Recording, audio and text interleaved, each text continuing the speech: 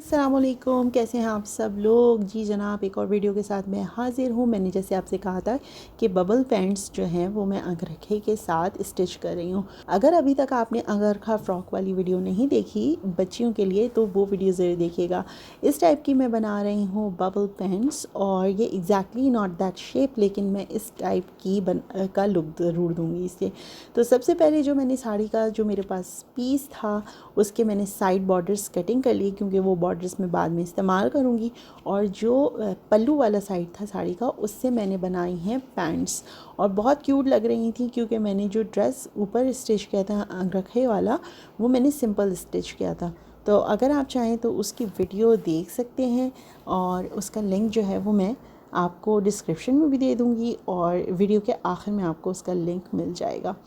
तो सबसे पहले लेंथ आपके ऊपर है, आपकी बच्ची की जो भी साइज़ है आप उसके हिसाब से कटिंग करेंगी। मैं यहाँ पे बना रही हूँ तकरीबन 8 माह से लेकर 1 डेढ़ साल तक की बच्ची के लिए, तो मैं उसके हिसाब से आपको बता रही हूँ। मैं जो कटिंग कर रही हूँ वो कर रही हूँ 22 इंचेस के ऊपर। इसके अंदर नीचे से जो फोल्डिंग होनी है और ऊपर जो बेल्ट वगैरह लगनी है वो सब आ जाएगा। उसके बाद जो साइड बॉर्डर्स हैं वो भी मैं अलग कर लूँगी, और उसके बाद मैं आपको दिखाती हूँ कि मैं नेक्स्ट स्टेप में क्या करने वाली हूँ। पल्लू कटिंग करने के बाद जितना मेरे पास फैब्रिक बचा था उसके मैंने 2 हिस्से कर लिए, और इससे ही मैं बनाऊँगी बबल पैंट्स।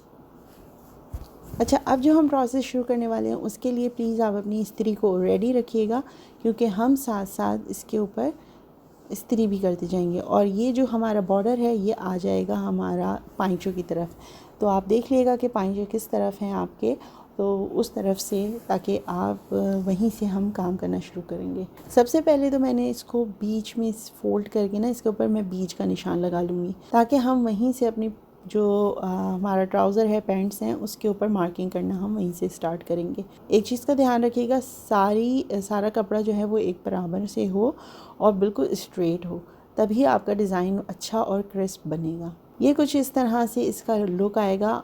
स्टिच होने के बाद अगर आप प्लेन बनाना चाहें तो इस तरह से बनाएं, लेकिन मैं अब किस तरह से इसके ऊपर निशान लगा रही हूँ वो मैं आपको दिखाती हूँ। अब यहाँ पे मैं इसके ऊपर निशान लगा रही हूँ, ये देखें 20 इंच के ऊपर, और तकरीबन 1.5 इंच जो है वो हमारा बेल्ट का हो जाएगा,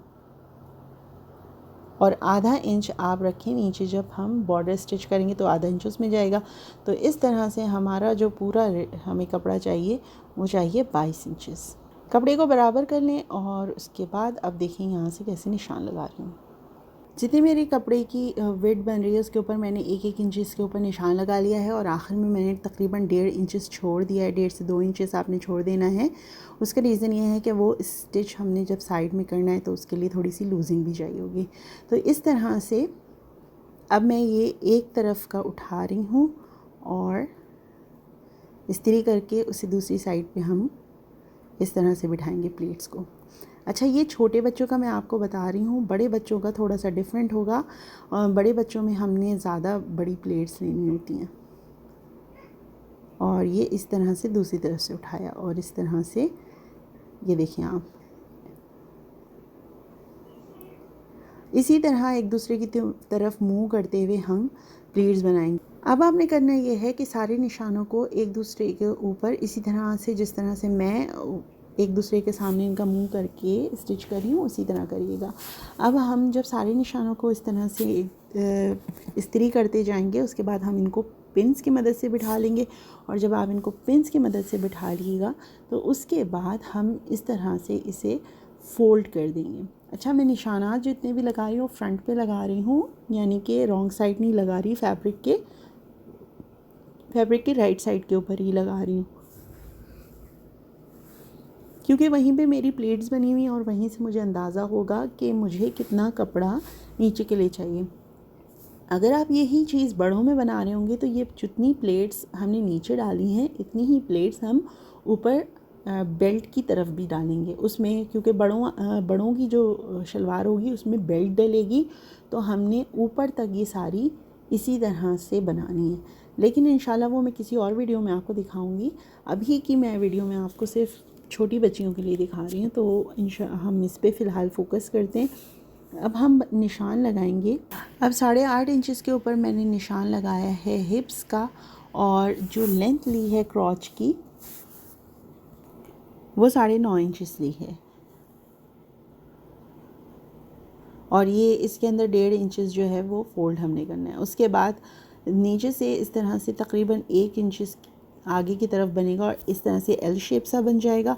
और जब ये एल शेप सा बन जाए तो इसके ऊपर आपने ना निशान इस तरह से कटिंग कर लेनी है, और इस तरह से हल्का सा कर्व दे कि ये बन गई हमारी शेप। और इसके बाद आपने नीचे से कटिंग करने की ज़रूरत नहीं है आपको, और बस जितने ये देखें कि हमारा तैयार कितना हो रहा है कि तकरीबन मेरा 4 इंच के ऊपर है।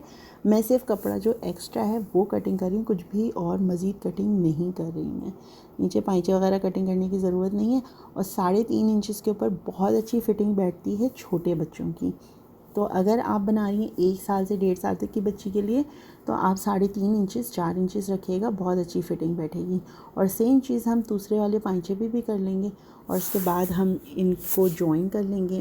पहले हम सारी जो है ना वो सिलाइयाँ लगा लेंगे जो हमने प्लेट से स्टिच की हैं, तकरीबन इस तरह से 2-2 2.5 इंच के फासले के ऊपर। जितना चौड़ा आपका बॉर्डर है उससे 1 इंच बढ़ाकर आपने निशान लगाने हैं ताकि आपकी प्लेट्स का जो है वो बहुत अच्छा सा लुक आए। अब मैं इस तरह से बॉर्डर नीचे स्टिच कर रही हूँ। आप बेल लगाना चाहें बेल लगाएं। इसके अलावा शीशे वगैरह मिलते हैं, मिरर वगैरह जो मिलते हैं आजकल, तो मिरर का बहुत काम है, तो आप मिरर लगाना चाहें तो मिरर्स लगा सकते हैं, नीचे मिरर वाली बेल लगा सकते हैं। लेकिन क्योंकि मैं साड़ी का स्टिच कर रही हूँ तो मैं साड़ी का बॉर्डर ही इसके साथ स्टिच करूँगी।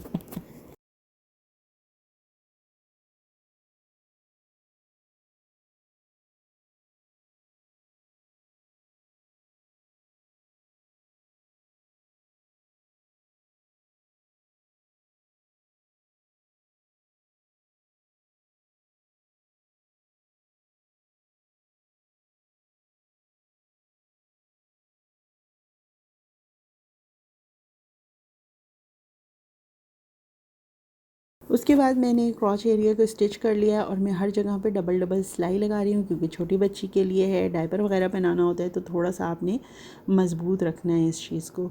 सो क्रॉच एरिया स्टिच करने के बाद पाइचे वगैरह भी स्टिच कर लेंगे, बेल्ट बना लेंगे, बेल्ट जैसे अंदर की तरफ फोल्ड करके उसमें इलास्टिक डालनी है वो सब कर लेंगे।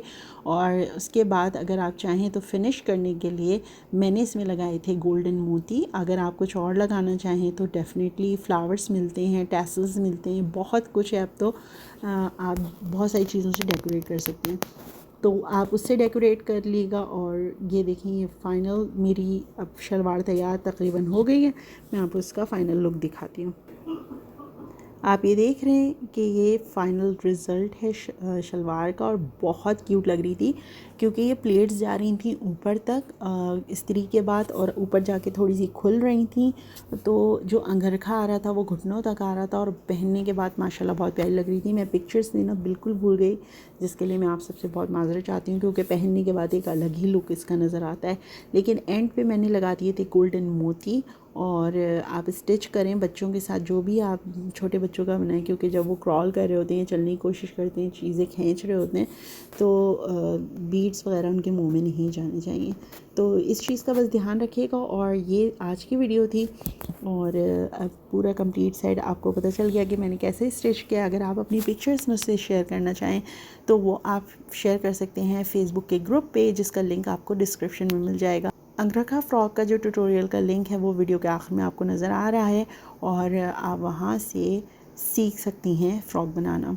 और आज की वीडियो के लिए बस इतना ही था। अपना बहुत सारा ख्याल रखिएगा, मुझे अपनी दुआओं में याद रखिएगा। फिर बात होगी, कुछ मुलाकात होगी। फ़ी अमान अल्लाह।